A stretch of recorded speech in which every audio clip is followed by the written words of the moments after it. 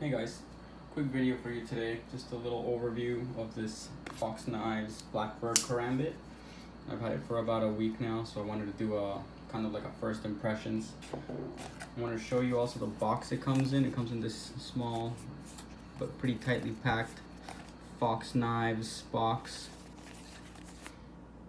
You can see made in Italy over here.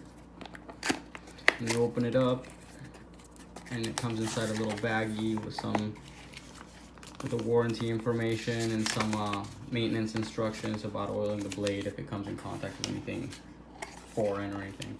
And it comes with this little Torx tool for you to switch the pocket clip and an extra pocket clip screw, which I always appreciate. A couple extra things in there. I feel like it just makes the product a little bit more quality.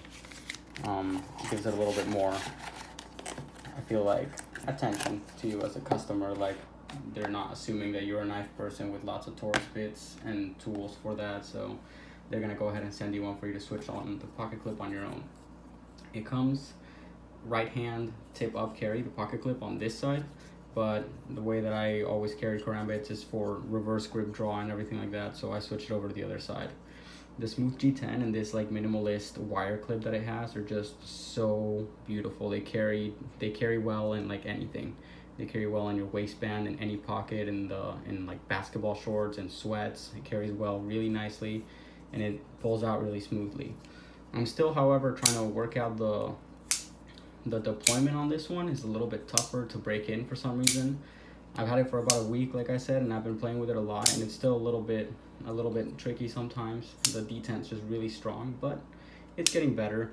This is a weird kind of like a hybrid of a wave feature and a front flipper kind of thing, so definitely takes some getting used to. But besides that, the ring is really smooth, the grip is really comfortable, but I'm still, like I said, for a self-defense weapon, it should deploy like really smoothly and really easily.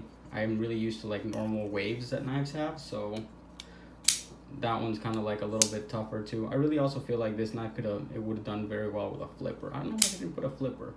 They have a flipper in the other knife that I was looking, actually, when I was looking to buy this one, I was actually looking for another one. I was looking for the Fox 599 Karambit, which has a thumb hole for opening and a flipper, as well as an actual wave. So they didn't have that one in stock. That was a little bit harder to find, but they had this one.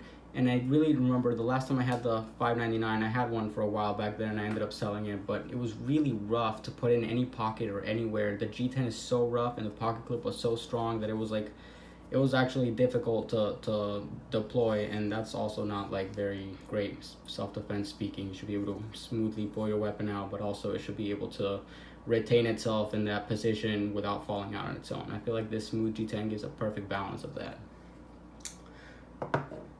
So, like I said, yeah, I've been breaking it in. It's been about a week, and I'm still trying to work out that wave method out of like anything that's not the front pocket is a little bit tricky, but I feel like it'll get there in time.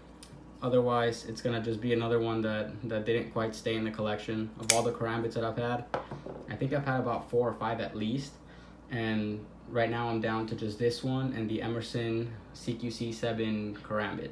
The CQC7 Karambit I feel like is the best design. And actually, I was also looking, when I was looking for the other Fox Karambit, I was looking for the Dart, which is kind of like I don't want to say a copy, but it's like designed kind of based the same way as the Emerson one, where it's a Karambit with a short Tonto blade and a wave to deploy.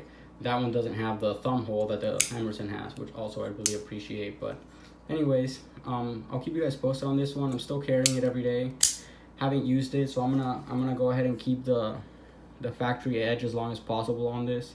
Right now it's really pointy, and that's just beautiful for picking splinters or doing any like fine cutting that you may need to do that you may not be able to do with a knife that's been used and resharpened so many times, because the tip just kind of rounds out over time and it's just a little bit more difficult to sharpen them. But anyways, so this is it for now. I'll be back with a full-length review, all the details and all the other information and experience with it when I have had it for a little longer. But thank you guys for watching. I'll see you guys next time.